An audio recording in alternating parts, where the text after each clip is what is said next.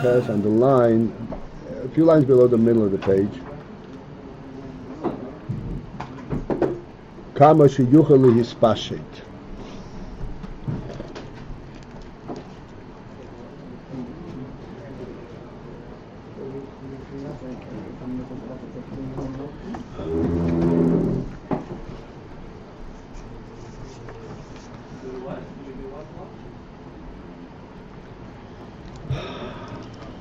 We are speaking now about ultimately leading to understand the difference between Hashpah Ruchnis and Hashpah Gufnis. Hashpah Ruchnis, as exemplified by Sechel,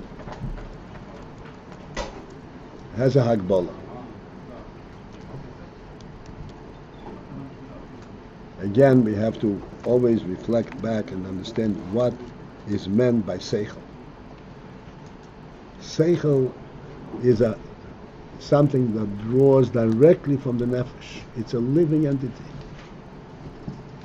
It is not how to maneuver little pieces on the chessboard.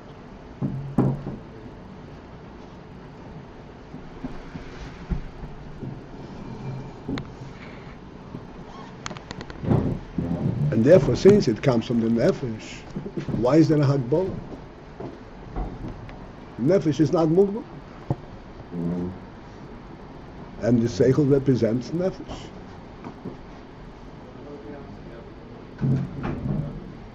And the answer is, because the Sechel is coming from the nefesh, but this is already at the stage where there was a hamshach.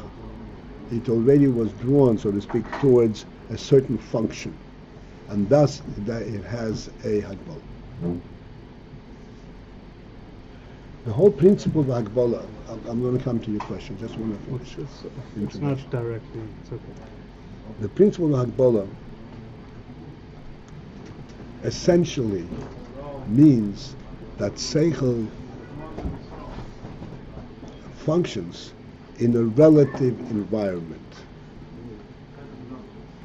Not in an absolute environment, but in a relative environment.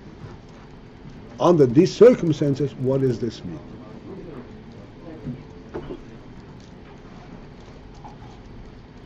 How do you get from here to here?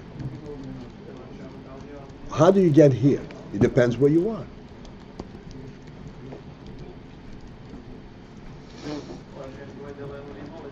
This is Sechel. When you say relative means physical environment in general? Or? No, it doesn't mean physical. It means forget. We're talking about spiritual. We're talking about midas, chesed, everything. Sechel is already a hamshocha towards a certain expression. Even he says koyach hamaskil. Koyach hamaskil means that which enables one to understand. The basis of one's understanding already has a certain form. There's already a nimshach in a certain way, and already has a relative sense. Like we said, that koyach hamaskil defines what area of seichel one person is suited for, is more adept at. He is more inclined towards this type of thinking or this type of thinking. Theoretical thinking, practical thinking, logical, mathematical or philosophical. These are all things which are part of the koyach hamaskil. Because this, you're talking about Sechel at the point where there was already a hamshach. Hamshach means that there was already a response to a certain requirement. It is not the essential reality of the nefesh. Although that response is a nefesh response. That response is based on a nefesh level of truth. But it's a response to a certain thing.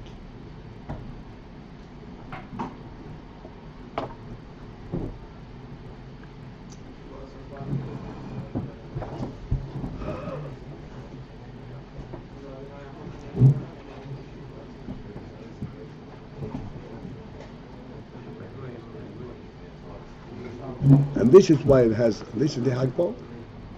The context, which means your Sechel functions, defines it.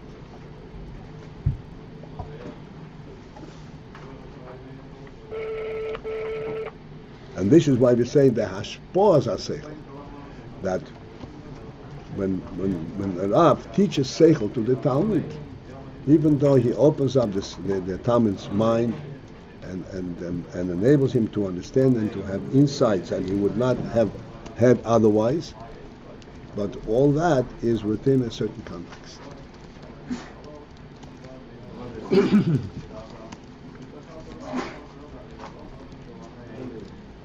This is an interesting halacha that illustrates this idea. The halacha is that a Rav and a Talmud, they participate in the same besin, in the Sanhedrin. They both are sitting in the same case. They are allotted one opinion, one voice, one vote.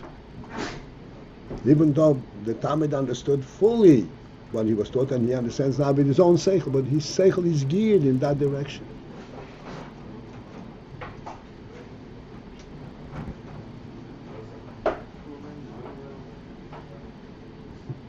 So the Talmud has to adopt the teachers. Automatically, if he's his teacher, so he developed his thinking in a certain way. Because even though it's Sechel, it's his Sechel, he understands it on the basis of his nefesh. What's the matter? I said halavai.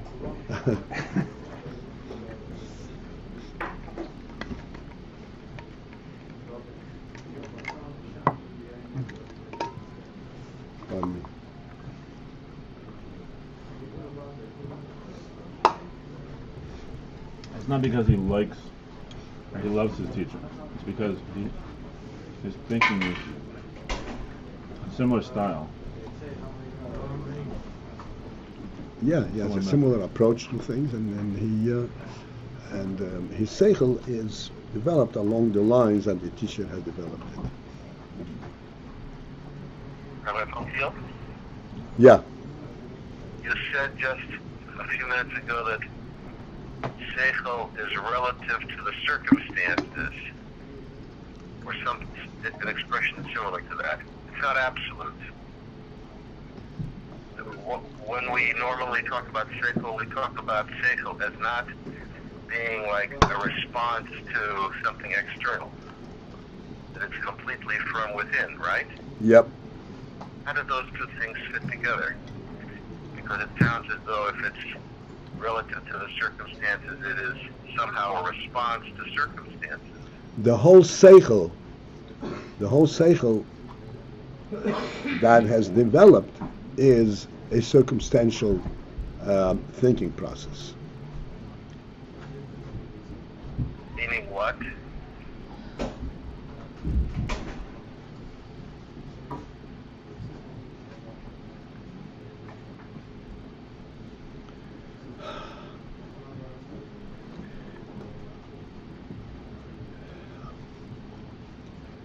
In other words, from long ago, I remember you describing. All right, Baruch, enough said.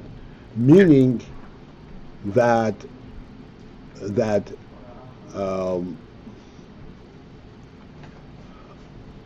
let's say there is a chesed and gvura type of attitude.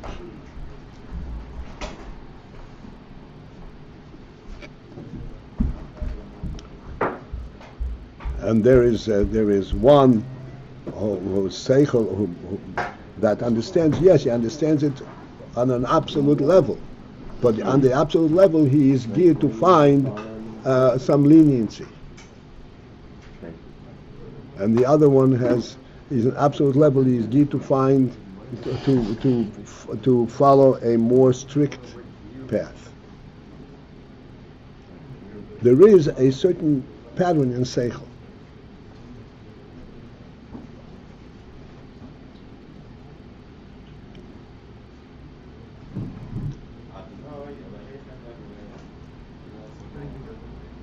This is why ain't there same shovels? Yep.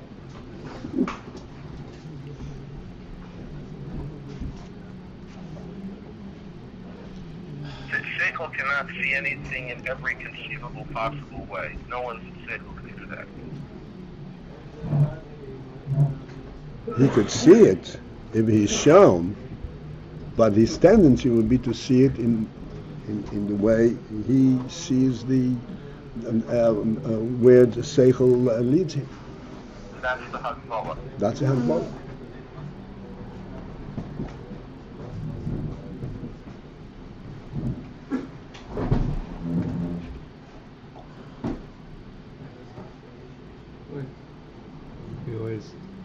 We always say about Sechel that it's like sight, but here it's sounding like each person sees through a certain lens, like they have their predisposition. Yeah?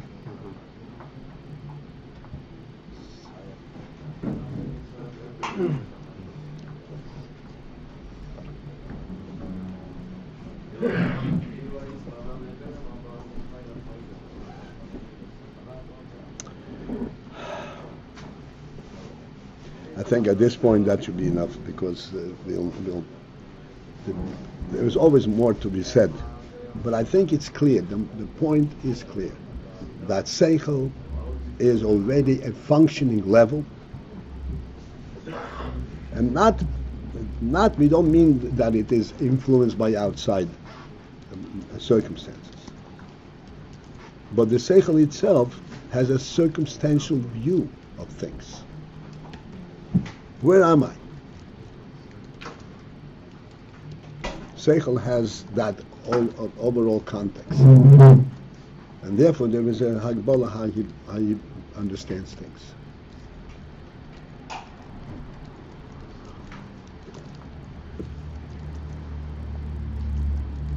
When a person is outside or a person inside, it's the same human being. Has he changed? It's the same person, full-fledged person, yet he thinks differently inside than he thinks outside.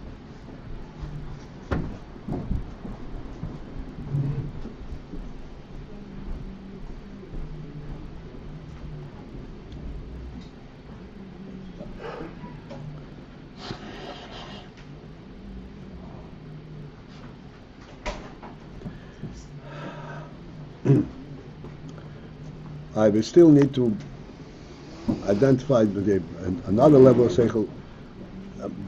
Let us proceed, and slowly things will hopefully become clear. So the line begins, Kama sheyachol hispashit. A few lines below the middle of the page called Lamed Ches. V'hinei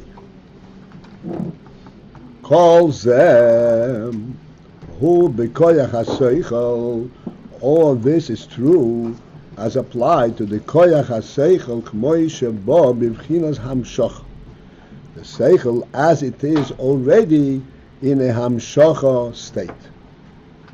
Shebo b'vchinas hamshoch. In other words, the way a person, the seichel reacts to any given circumstances. It's already a developed seichel. Avo, but koyach ha-seichel ha-hiyuli ho-atzmi ha-kol ba-nefesh. The initial koyach ha-seichel, which is called koyach ha-seichel ha-hiyuli ho-atzmi, the essential element of seichel, ha-kol ba-nefesh. That is part, which is included in the nefesh itself.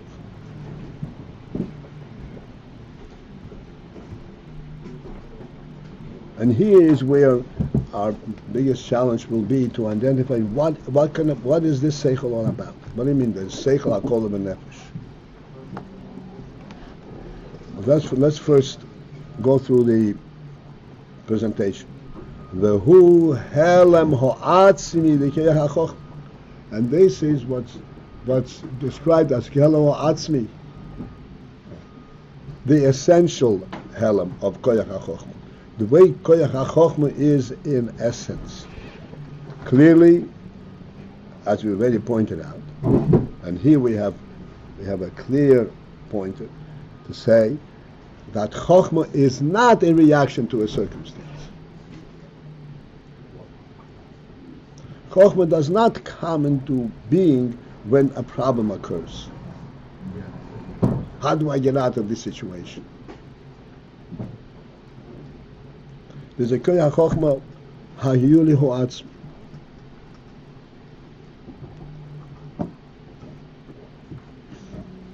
In contrast to Sechel in general that we're talking about. No, wait a second. What does ha'atzmi mean? Ha'kol nefesh.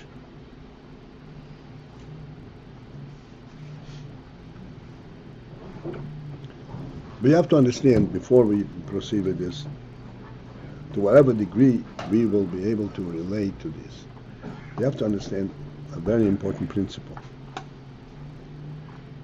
Yes, indeed, the human being is alive, and lahavli, the animal is alive.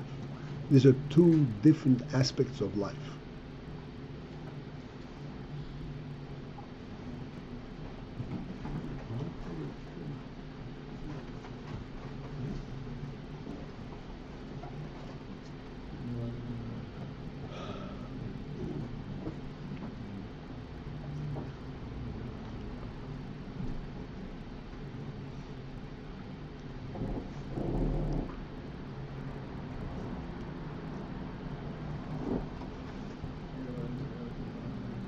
Let us try and contrast and understand what is life. Okay, this is what's called the $64,000 question. What's life?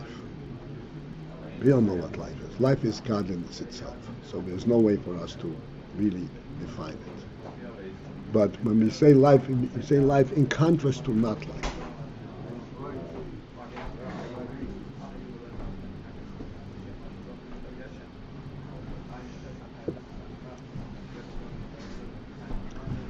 So not life is totally contained within itself, and there's no cognizance, does not give a cognizance of anything outside of itself.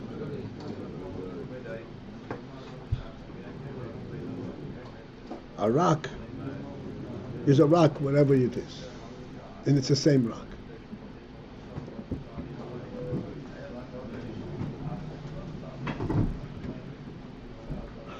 Life has a much broader and a broader view, and which means also a truer view. It relates to an overall truth. For example, take on an animal level. If you come over and hit a tree, the tree cannot, okay, you hit me, you hit me. You hit a dog, what happens? He runs away. How does he know he can run? He's right here. How does he know that he can run from here to there?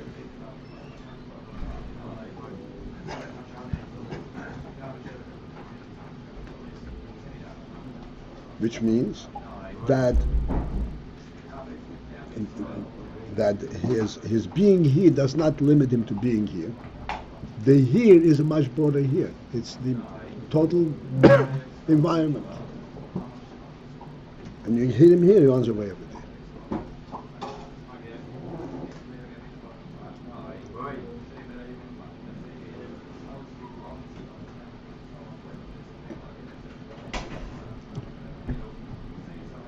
This is going back to the fundamental principle, a mental truth, that everything ultimately comes from Motzei Rishon. Motzei Rishon, this is what we say is all-encompassing, absolutely all-encompassing. It's beyond all-encompassing, the source of everything.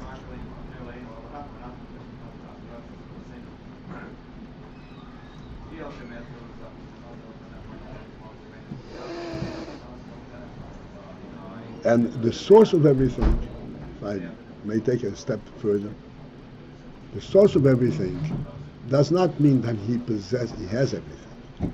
It means that everything comes from him as needed.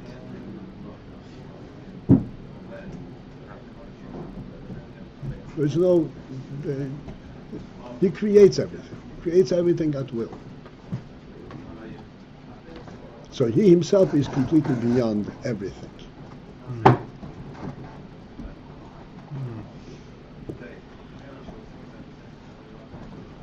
Life is a spackling of that.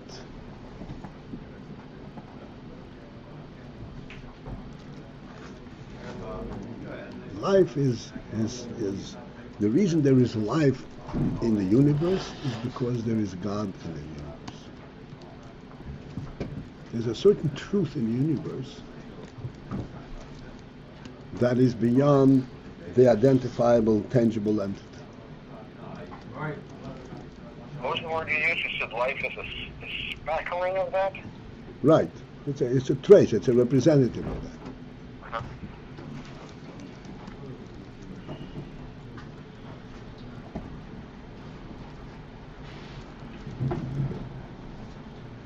To bring this down to a pointed statement,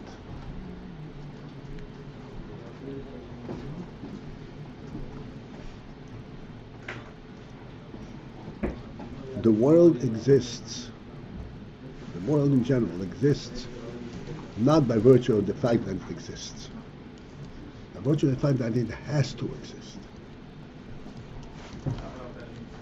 Why does it have to exist? Because the Creator wants it. The Creator said he should be.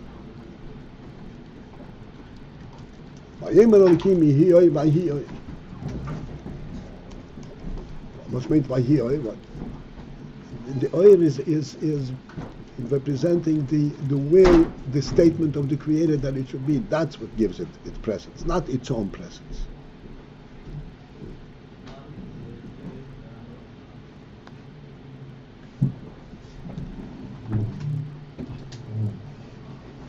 So in an inanimate object, this is absolutely also true.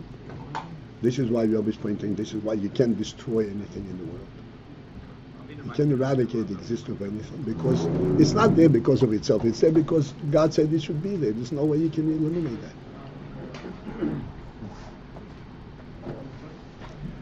And in life, that manifests itself even on a practical level. You don't like me here? I'll go over there.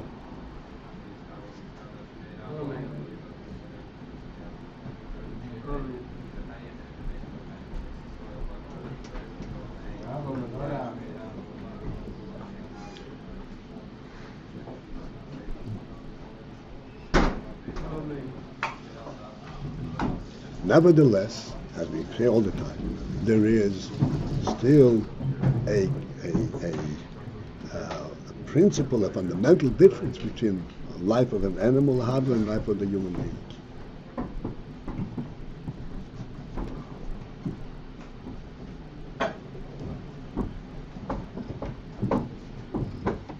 The animal life is, as we said, if you don't like me here, I'll go over there. But while I'm here, I am contained within this limit. I'm here. If I have to run away, I go elsewhere. I'm in one place, and practically speaking, I'm where I am at the time. Like we said many times, it's a living body. The body itself is not limited to being in one place or another, but it's not life more than what the body represents, a living body. It can secure its existence by going away from here and going elsewhere. The human being, his life is on a different platform totally. He is not in a given place altogether to begin with.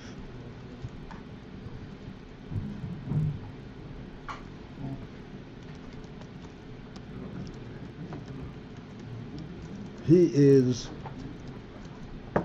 beyond place. He actually reflects the presence of his Creator. He's not defined by place at all. This is why, on the simplest level, a human being is concerned about justice, about right, Vasisa Hayoshor, is it appropriate? What does appropriate have to do with the function, with the practical function of this moment? And to him, it's appropriate is more important than what the result, the practical result is. Why? Because he draws his life element, his sense of being, from the source of life.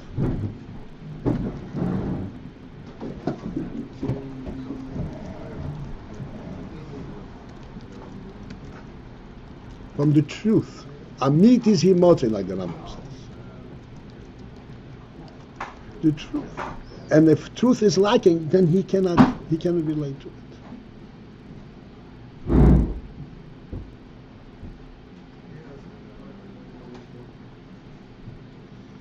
This is principally the human being. This is the life. In other words, he's completely outside of the worldly definitions. This is what the nefesh ha'odem is. This is not how he thinks once the nefesh is mislabish in the goof, because then he's actually thinking in practical terms. But the essence of it draws all the way to the top. This is what the Pasuk says. Vayipach be'abav nishmas chayim. The nishmas chayim, this is a godly spirit that's in him. Totally not limited, not defined by circumstance at all.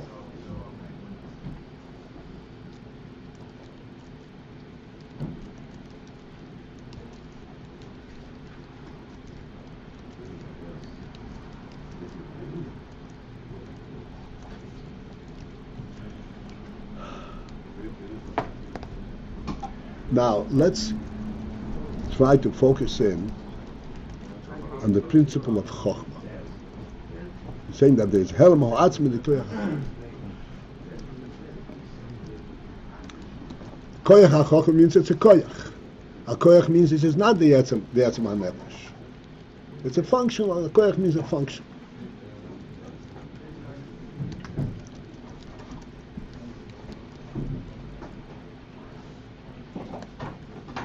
So what is the helem or atzmi, the koyach ha-chochmah? When it's a koyach ha-chochmah, I have the nefesh itself.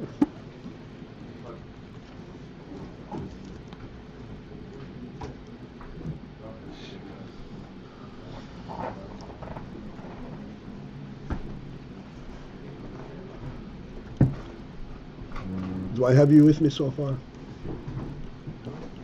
Because I'm going to step off a little bit, slightly.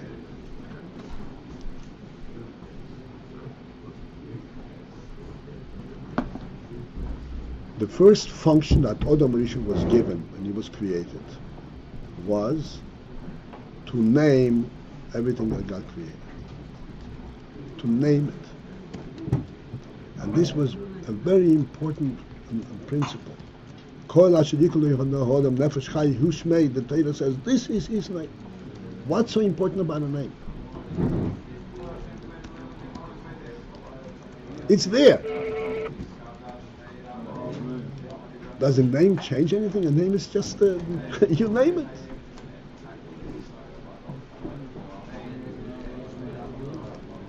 What was so important about this activity? And the Rebbe just said, I'm going to bring him to see what kind of name is going to give him. And by the virtue of the fact that he went through the process of giving names, he realized that he needs a mate. What is this all about? So we've discussed this many, many times. He realized what? That he needs a mate, that he's alone. That he needs a name. That he is a mate. Mate. A mate.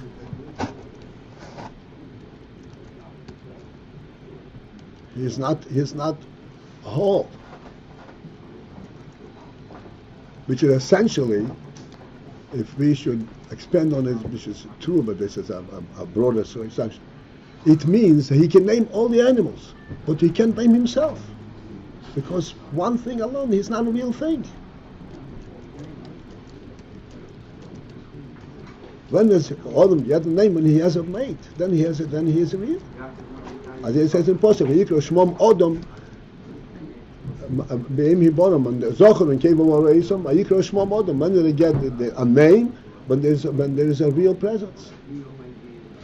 Adam realized that he is not for real because he went through the process of naming everything.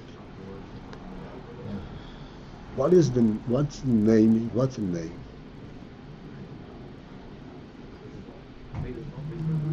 And this was a godly process in part of the creation of the world.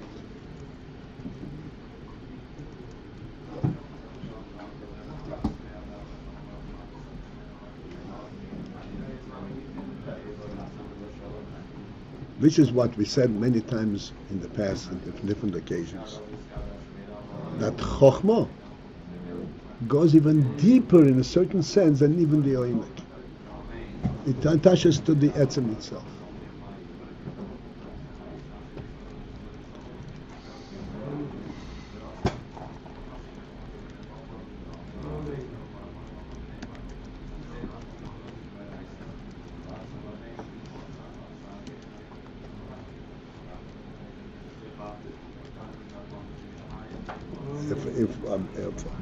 I'm going to elaborate along these lines for a moment.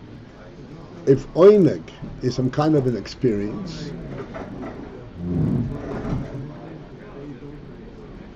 chochmah is what justifies that experience.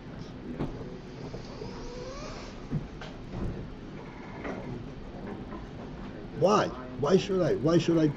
What's so significant about it?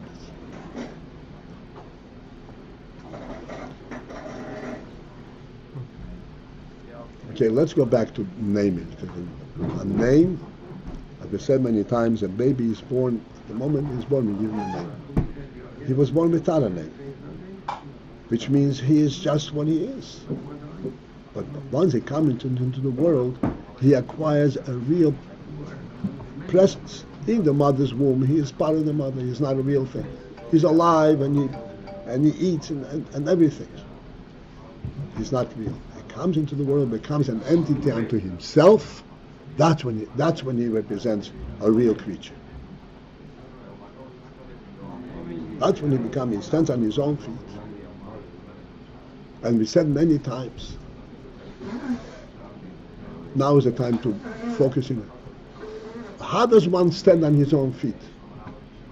How does a human being stand on 2 feet?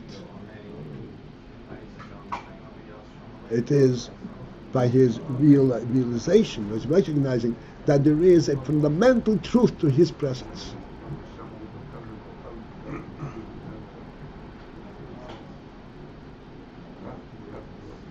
If he were to think that he is not for real and he is dependent on the earth to support him and this to support him, then he couldn't stand. There's a fundamental reality, truth to his presence. Where does he get that fundamental truth? From the godly statement, you be. Nothing can intervene with that, interfere in that. And this is represented in the name. He has an individual name, he has a real presence.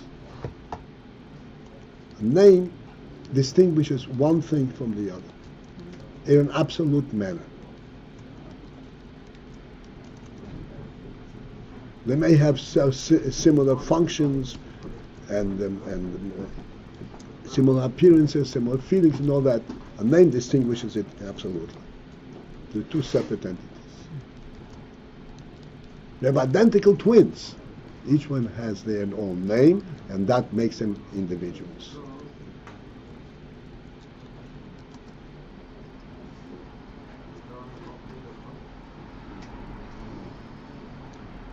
This element, where is that individuality come from? As you said, it is from the fact that God Himself said, "You be." This is Adam. He gave him a name, and He gives a name to every individual person. And every individual person owes his allegiance to whom? Directly to his Creator. Right? What is a human being about?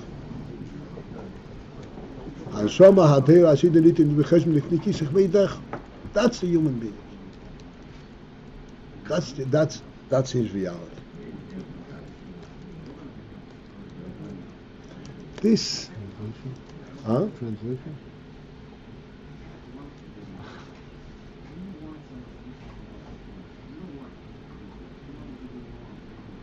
Can I have a Siduri translation? No translation. Yeah, another translation there.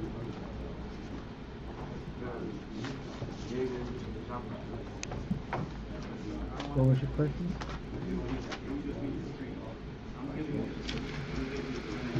Is it translation or not? No. Oh, thank you. I know what it's saying.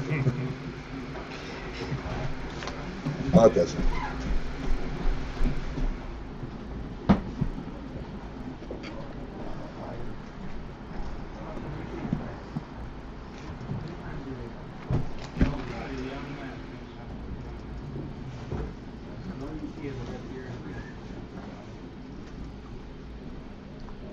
Here. Read this out loud from here. Da.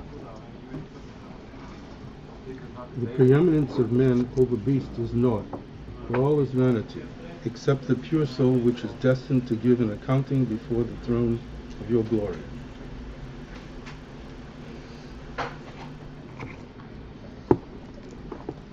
Ultimately, this is the definition of a human being.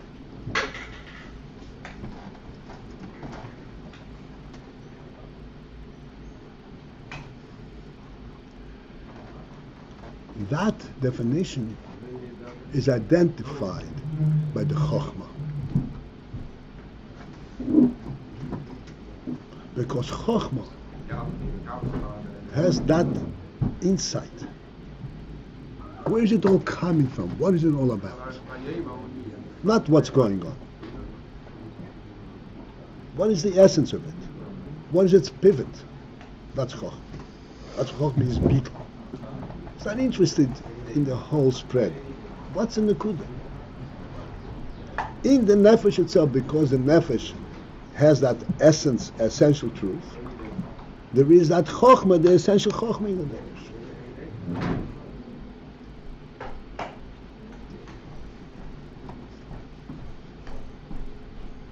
What's that last?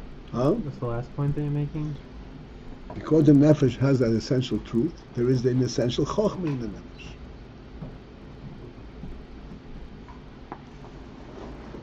I'm sorry, could you repeat this last thing you just said?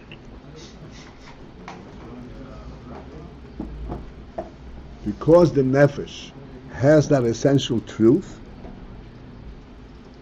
that what is its real presence?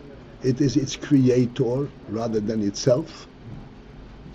That's the chochmah. But chochmah is the awareness of that. Yeah, that's its awareness of itself to the chochmah. That's not Tainug. No. This is a chochmah. Chochmah is even higher than time.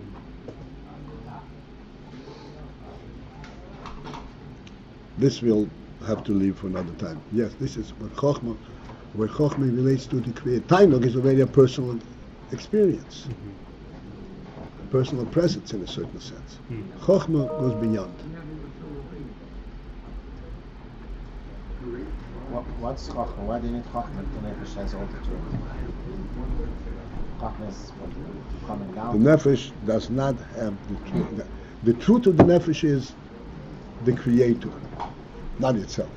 That's chochmah. Chochmah can relate to that element. A pikach, a non-nosiv malko. He picks the king. And everybody turns around and says, "You idiot! What are you going again from the king?"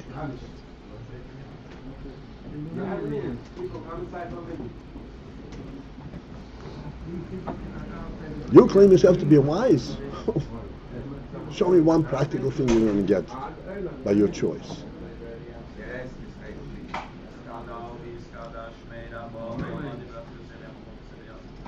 So this is the uniform. This is the in essence of the nefesh. This chochmah identifies directly with its creator. This is what it says in Tanya, in one of the Hagos in Tanya. Hu levadehu ve'en zu losoi, zu hi madregas hachochmah. Who levadoi? Hu levadehu, there is only him. Ve'en zu losoi, there is none but him. This is madregas hachochmah.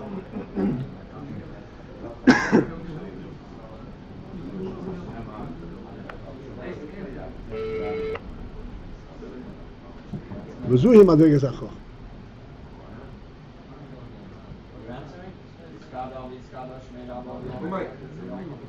But the nefesh knows that without chochmah also, what does chochmah have? Without chochmah, nefesh experiences it. It's not the same as knowing it. It's even higher than the nefesh. That's right. This is the real essence of nefesh. The chochmah, this is the real essence of nefesh, even more than the AyinBase. Based on what you said, that this is the Madrega of chochmah. It's called Helem Ho'atzmi de Chochmah. Okay. That's without Hagbalas. What? That's no Hagbalas. There's no Hagbalas. No. This is Helem Ho'atzmi de Chochmah. This is the Helem. There is no Hamshach in there. We have a profound difficulty in understanding all of these things that we chassidus in general, and they come to these deeper in young one another. We have a profound difficulty. And the profound difficulty is, as we always point out, ultimately, this is mamash and avoida. For us, it's mamash and avoida. Because we always think in terms of cause and effect. We cannot think in terms of the truth without a cause, without a beginning. And we cannot think. It's correct that we cannot think. In our Sechel, we cannot fathom this. But this is what chochmah is. This is the meaning. Anon nosif malko. I picked the king. What's a king? There's nothing to it. There's no functionality identified by there being a king. Is this chochmah identical, like you said yesterday, with what the Rambam says, the Amud HaChochmah? Is this that chochmah?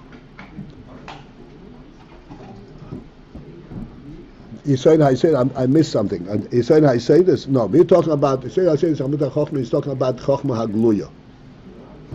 So this is beyond that. This is beyond the chochmah hagluya. And this is Ultimately, where do we get to know that there's a first being? That's what the Rambam talks about. At the deepest level, this is also the chochmah. This is the chochmah. This is chochmah helem atzmi the chochmah. So this is a basis for the fact that we know that, but this itself we can't and don't know. That's right. We don't experience this That's Helem HaChochmah. That's right. In other words, as we are talking right now, and we're saying you should know, and we have to reflect on the fact that there is a beginning that has no beginning. And then we try to grasp it, no way. And yet, we know that such a thing is, that's the truth. This is what a human being is. That is the source of all sources. This is what enables us to understand things that we don't understand.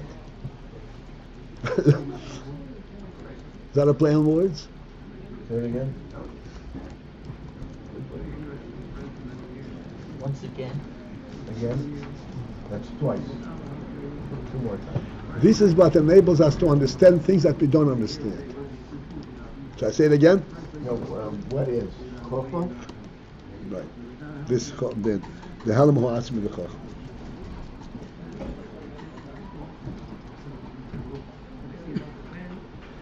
So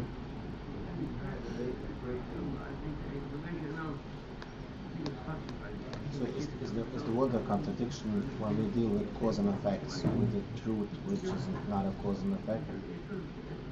It's not just a contradiction, it just doesn't exist in our world. But how could we deal with in our world which is cause and effect? It sounds contrary to the truth which is not a cause and effect, which is... That's right. So then that's when we realize our world is not true in itself. Didn't make itself. The ultimate But we have to deal with cause and effects. And that when we deal with cause and effect, that's already in hamshocha, that's in relative terms. But the true significance goes beyond that. The true significance it goes beyond that. means even in the cause and effect, is also the true significance from that. That the Indian that in the world of cause and effect there is a true significance he came here as a result of the Torah. Not for the Torah it wouldn't be here. Then all justice would be relative to worldly justice. Like we said, this enables us to understand, to relate and say, no, I don't understand it, but it's true from a godly perspective. Keep them on. Would it be fair to say that this is something that he knows this because he is this, not because he knows it? He is not this, he comes from this. This is true. He has this even without Torah. This he has without Torah. But he doesn't have it here in this world. It's Helam Ha'atzmi. This is Helam Ha'atzmi. This is why he was fit to receive the Torah, but he doesn't have it. Avraham Avinu did not have the Torah until it was given. All right, so in keeping to our principle that we don't skip anything, so we didn't skip this either. Hel Mo'atzmi the Koyach HaChochmah. That's what it's Koyach HaChochmah, but it's Hel Mo'atzmi the Koyach HaChochmah, which relates way beyond to the Metzias of the nefesh itself. She'ein loy b'bchinas hamshocha klal. That Hel Mo'atzmi, which is not b'bchinas hamshochat, or which is not in the state of hamshocha. In other words, it is not there to solve any problem, to answer any questions. Harehu bilti mugbal. That is bilti mugbal. It really has no definition, it has no boundaries.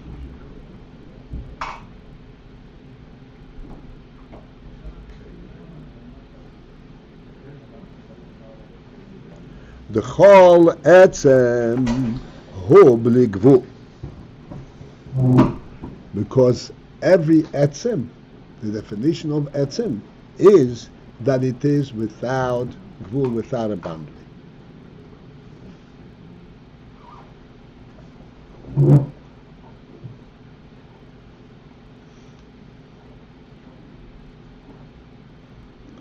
That is the meaning of the word etzem. Etzem means that it is, and whatever it is, because of itself, not because of anything that was given to it, that it acquires. Therefore, it is b'li gvul.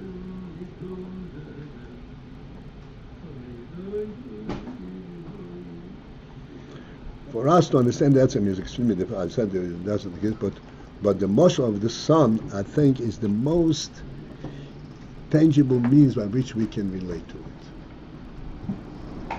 At least have some kind of a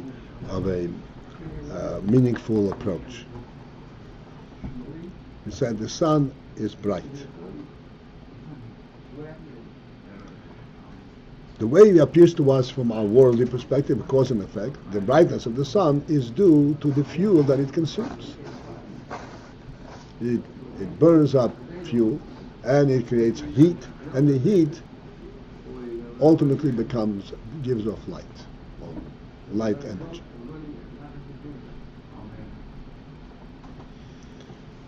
Okay, but then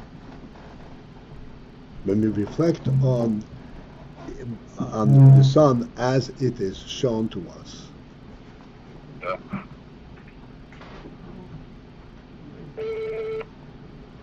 consumption of fuel should show that there is less fuel left. It doesn't show any reduction in its fuel. The sun has not become any smaller over the 5,000 years since creation, or less intense. Nothing.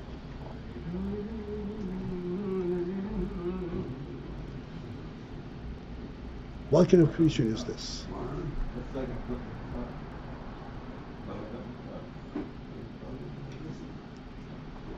The same is true about our nefesh, but nefesh is something whole. What are you talking about? But the truth is, the nefesh doesn't get old. The body gets old. The nefesh doesn't get old. On the contrary, the older one becomes, the more profound his thinking, the more precise, the more clear. What's going on?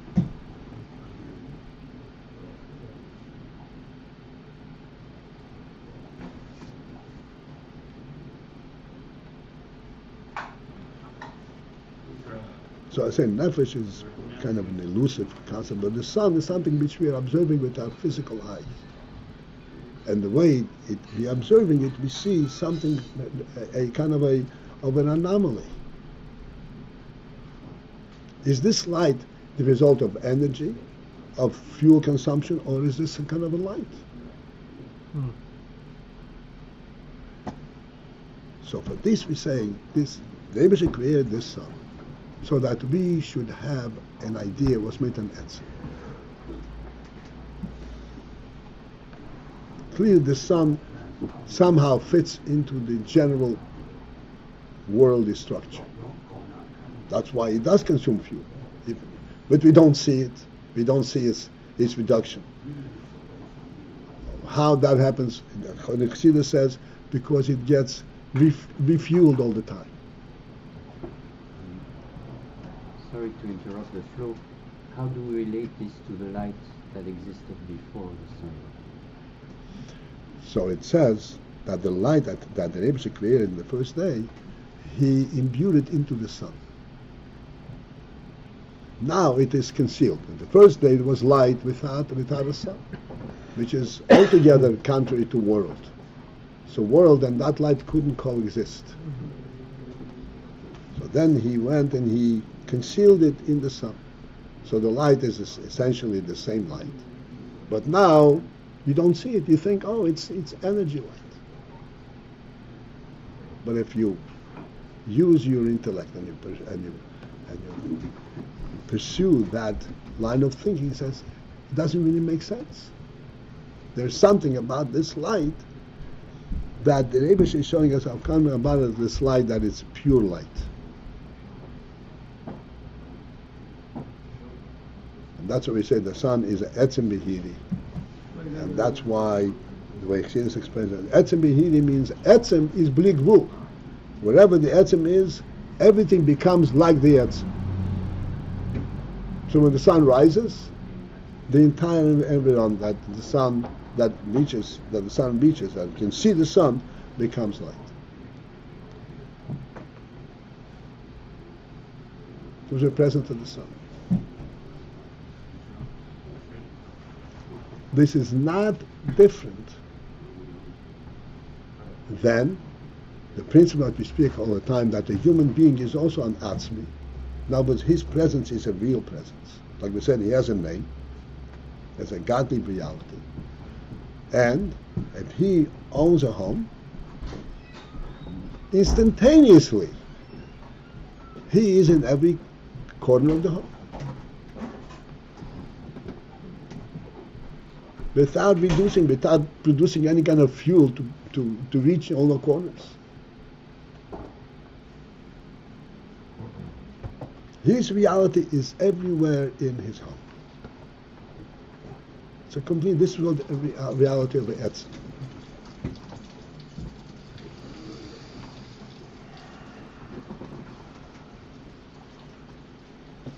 As we are talking about the reality of the Etzem, the reality of the human being in his home, it's an opportune moment to point out an important principle.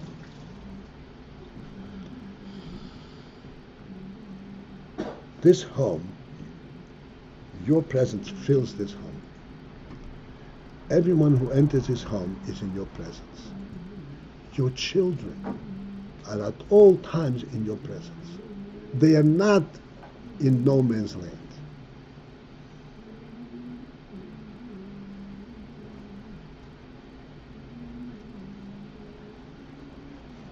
They're not in nowhere.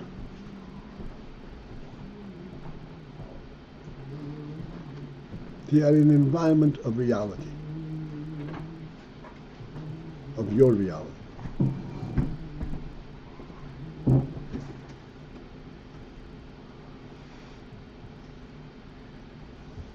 We're talking about adult children as well as young children. Other children, even, yes, as well as young children. In a certain sense, even more. Because an adult, I always said, an adult, what gives him a sense of presence in the world? His parental ancestry. This gives him a presence in the world. A person, Rahman Islam, think about this, who does not know who his parents are, has no stake in the world. The world isn't real to him. How did I get here?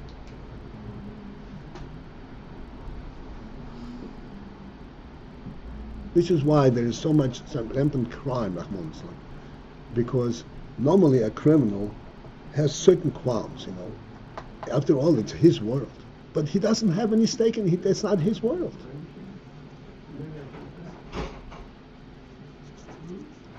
Doesn't bother him at all.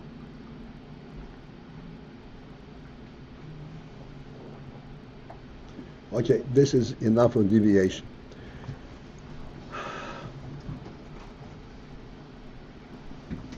The whole etzem hu bli gvul.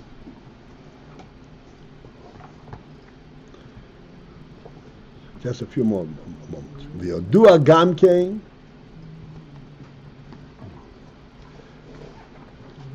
This whole discussion is to point out how the koyach ha'yuli hu atzmi, the koyach ha'sechel, yuli atzmi is bli gvul.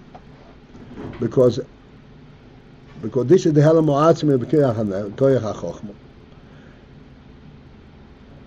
And etzem is bli gvul. V'yodua gam kein, it is also known. The koyach ha'kol be'etzem, that any koyach that is kol in the etzem, that is part and parcel of the truth of the etzem, hu k'may ho'etz, is like the etzem. U'kshem she'etzem ha-nefesh, just as the etzem of the nefesh, hu bli gvul, is limitless, is without a boundary. As we said before, defining gvul, etzem ha-nefesh is bli gvul. To put it very simply, there is not an environment in which the etzem is. Where is a nefesh?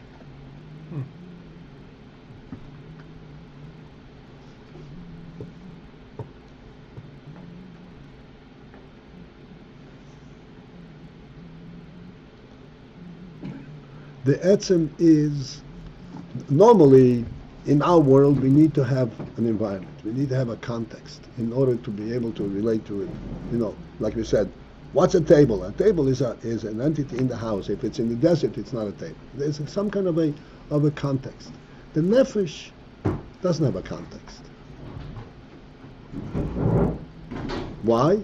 Because the nefesh comes directly from the motivation. It's a godly reality. This again challenges our understanding of this principle that there is a first being that doesn't have a cause. It doesn't have a cause, it doesn't need a cause, because this is a truth that cannot not be. Something that could be and could not be, then you have to say, where is it coming from? But that truth is that which cannot not be. This is the absolute, ultimate absolute reality, absolute truth.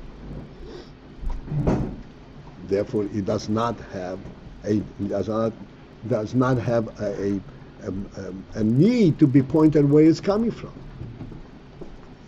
because it could not be.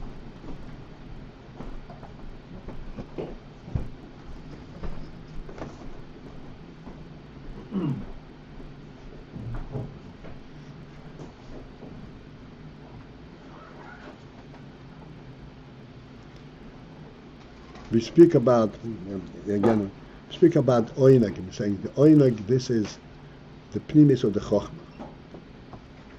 So the chochmah, we're talking about chochmah, or the conscious chochmah. Oyinag is the pnimis of the chochmah.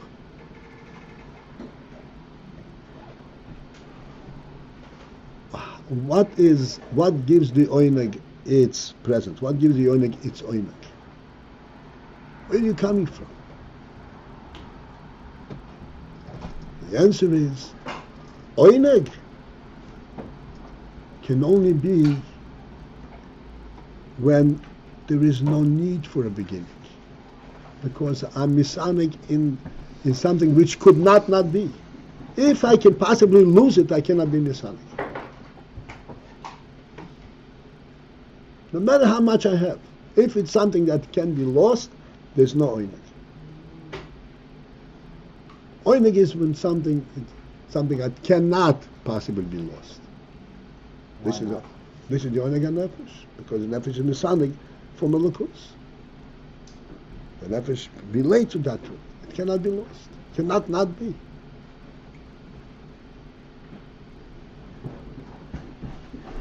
This is what is illustrated by the serpent. The serpent is the most venomous and jealous creature in the world.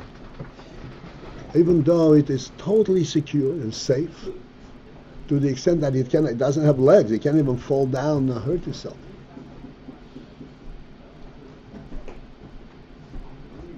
So why is it so venomous? Because it relates to a finite earth, a finite existence.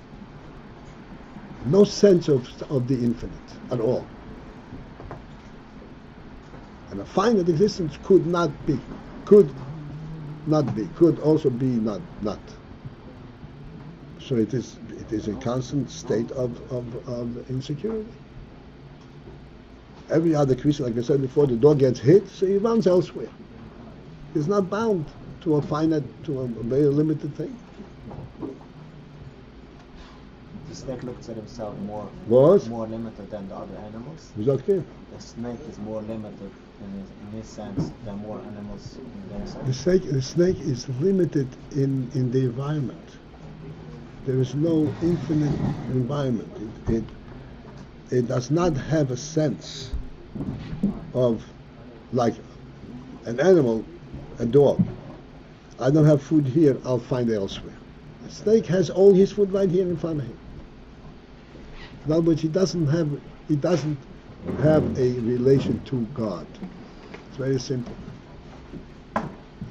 Tosik says, "Hakfirim she'agim the kfirim go out and they scream for food. What are they screaming for? Scream everywhere. The snake doesn't have that scream.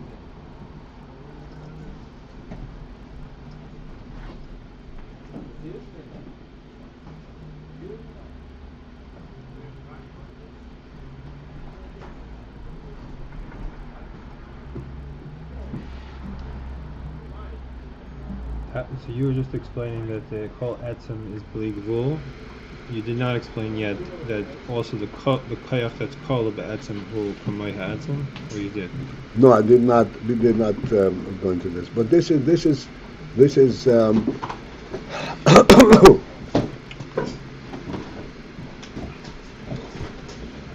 V'yodua gamke. This is a simple insight. Koyach ha'kol be'etzem hu k'moy ha'etzem. The koyach kol be'etzem in kol be'etzem. In other words, it is there because of what the etzem is, of the truth of the etzem. Therefore, it is like the etzem itself. Ukshem she'etzem hanefesh hu bli gvul. Just as the etzem hanefesh is without a boundary, and I explained what means without a boundary. The nefesh does not orient itself. Where is the environment that I am? It doesn't need the environment. It has it, the godly truth, which is bli gvul.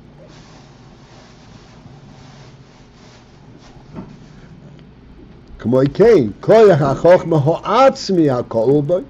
The koyach ha-chochmah of the etzem, the atzmi ha-kol ubay that is included in this nefesh, hu gam ken bli gvul. The koyach ha-chochmah is also bli gvul. In other words, normally we say, this is a very important principle. This is one of the most devastating elements in the chochmah chitzenius that devastated all human thought. How do you know? Prove it. How do you know there is God? How do you know that you are alive?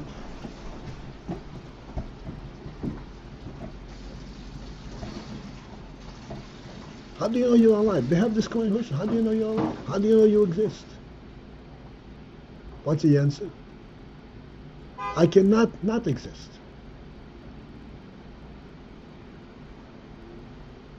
I don't have but life. You don't have what?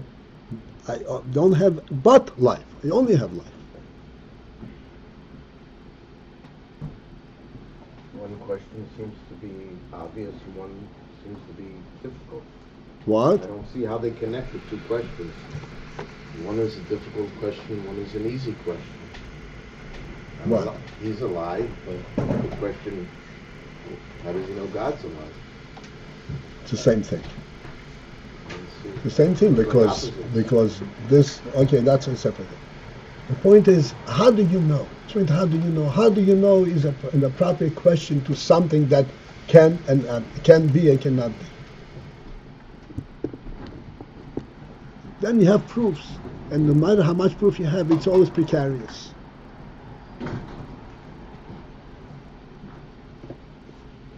The knowledge that we have, the nefesh knowledge is not precarious at all.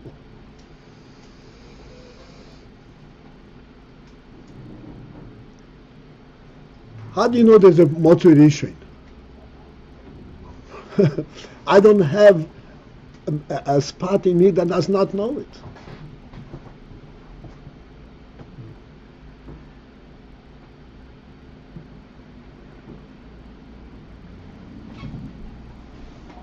There is not in my entire organization that does not know it. How do I know?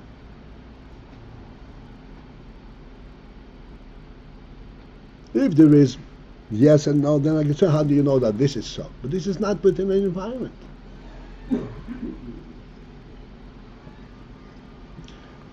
This is what our chochmah is, this is what emunah is, and we'll still Mitzvah talk about this. But this is called the etzem. This is a definitive and a conclusive and a victorious answer to all that stupidity. The whole question, how do you know, does not apply. Simply doesn't apply. It's a stupid question.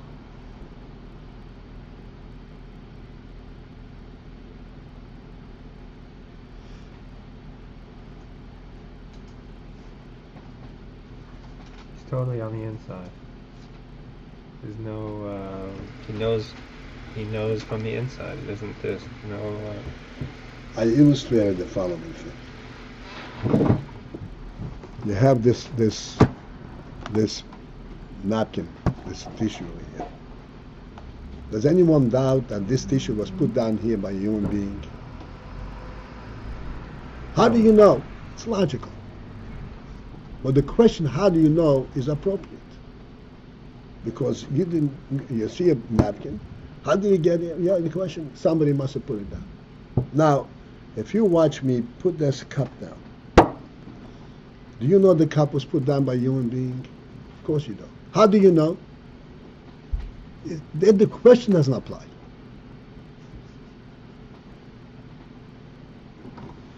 because the cup's presence and the human being putting it down is identical.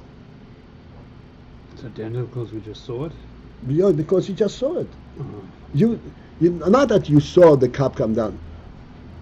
This is what this presence of the cup represents. Somebody putting it down. It's not two separate things.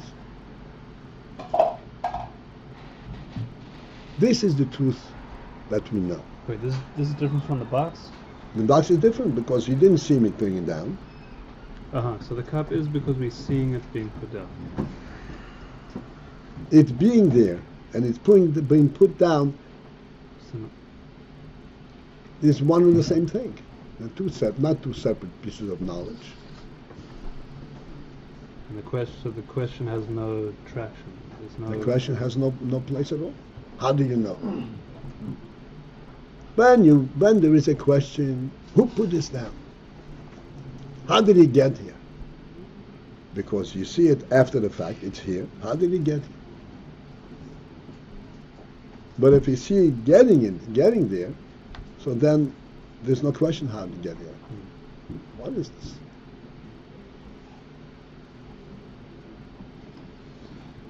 They can question, why did you put it down there? Something, but definitely, but it's being there and it's being put down there are not two separate pieces of knowledge.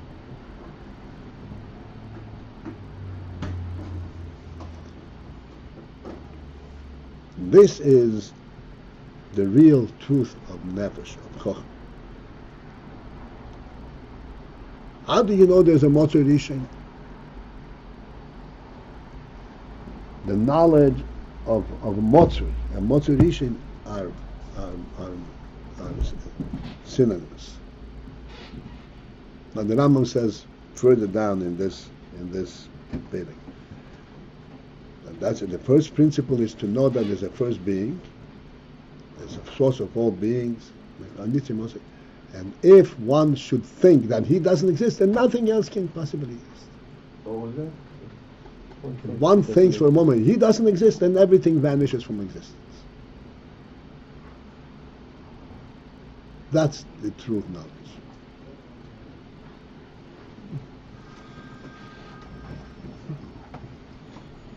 This is what chochmah chitzonis did. Make you aware of things without their basis for being. And this is where it became mamash ha'hela v'hester.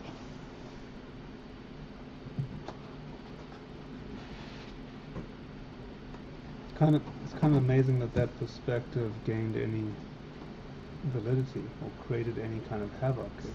Isn't this the It created a havoc, and it doesn't have validity, and it's simply stripped. It's simply what is the mentality? It is stupid to think the way a human being thinks. This is what's called you put a fad. What?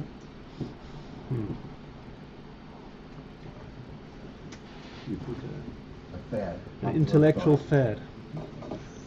A fashion of thinking, a fashion of looking. That's right, fashionable thinking, right.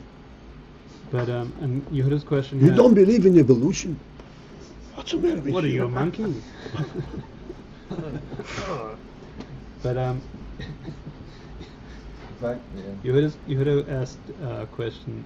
Isn't this etzadas, namely that one does get, if I understood the question correctly, into that situation where there's tov or ra, there's a binary situation. Things do land up getting separated from source. Questions arise. How did it get here? What's it doing? Yes. That's what I'm saying. There is chochmah. That's why there's chochmah hagluya, and then you have to still apply chochmah to all your knowledge. And if you fail to apply chochmah, then it's possible for you to make an error.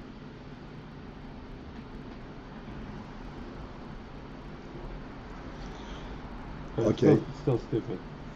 Even though it comes.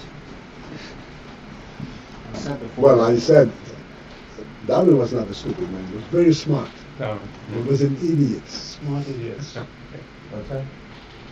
A genius idiot. He didn't see beyond the surface. That's an idiot. I put my hand and put this down, and you say, it's his hand that put it down. What are you punishing him for? It's his hand that put it down. Who speaks like that?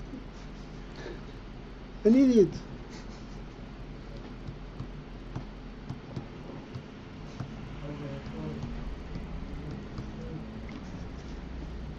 You said before that the person cannot not be alive. I mean, The nefesh. The nefesh. That's his sense of life. Yeah, of course, in the goof there's a limit because of the goof. But the life element is limited. You know, that's how you live. It's not stupid. It's more like self-perpetuating. If you deal with this nefesh, it takes some sensitivity of the soul to appreciate that. But it's self-perpetuating. The more you deal with cause and effect, the less you become sensitive to something which is beyond that. So not idiots. You're just like comes teva to be an idiot. Chas v'shalom, comes in teva, and you get blinded. Yeah. Like It's when you self-perpetuating. sit in a dark place, you forget that what light is. but a person deals with the world, and he has to be Light sensitive to therapy. cause and We're getting effect. light That's his therapy, yeah. responsibility. And how does he reconcile with that? It is all within a context. This is all what's called relative knowledge. Relative. Under the circumstances, but this is not the truth of it. But it's his truth now. He has to do it. If not, the It's thing's not his gonna truth. happen. It's not his truth. He's not going to go out. One second. You're a salesman, and you go to a client, and you say, I'm going to present the client with this merchandise. I'm going to speak to him this way and that way, and then I'll make a sale. Really? Are you sure it's going to make a sale? You're not sure. It depends on many other things. You know, ultimately, it depends on the membership's brach. Ultimately, all success goes to a much broader thing. You have to act within certain parameters. If you're going to go to a client and say, you're an idiot, you have to buy this from me. Unlikely.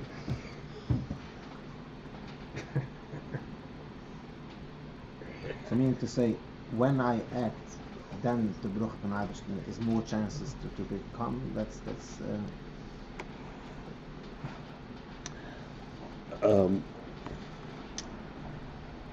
The Gemara says, for example, "Tzinim pachim, shem nafshe yishmezah," that catch a cold and heat, are things that a person has to protect himself against.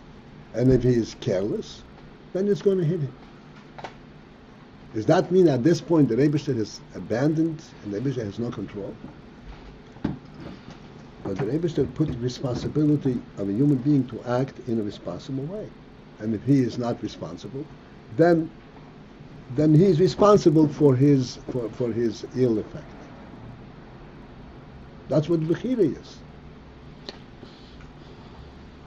So this is the same thing. The Meibus's bracha is there, but like it says, a bracha is only if you plow the field and you see the field and you tended to it. So then he gives a bracha. But then if you turn around and say it grew because I plowed the field and I tended it, that's stupid. It's just not the truth.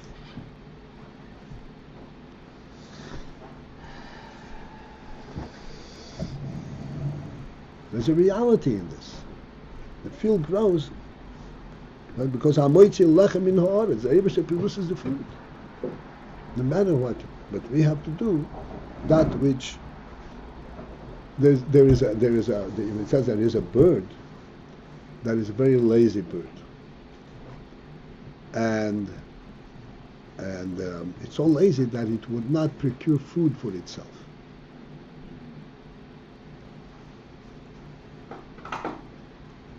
And he could stand, so to speak, just a foot, a yard away from water, and it will not walk over to get the water. So what the Rebbe should do It makes a wind, and the wind pushes it to the water. So then this bird is standing over the water. All it has to do is bend down in its beak into the water. Can't do it. Can't do it.